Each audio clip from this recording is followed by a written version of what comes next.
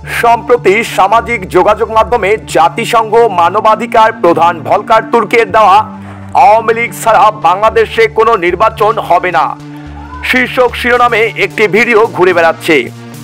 তুর্কের দেওয়া এই মন্তব্যের বিস্তারিত জানার আগে চ্যানেলটি সাবস্ক্রাইব করে পাশে থাকার অনুরোধ রইল। প্রসঙ্গত, জাতিসংঘ মানবাধিকার প্রধান ভলকার তুর্ক কোনো বার্তা দেননি, যা তথ্য যাচাইকারী প্রতিষ্ঠান রিউমার স্ক্যানার টিমের অনুসন্ধানে বেরিয়ে আসে। তবে আওয়ামী লীগকে নিষিদ্ধ করায় গভীর উদ্বেগ প্রকাশ করেছে জাতিসংঘ। অন্যদিকে ভলকার তুর্ক বাংলাদেশের অন্তর্বর্তী সরকারের অগ্রগতি সম্পর্কে খুশি হয়েছেন।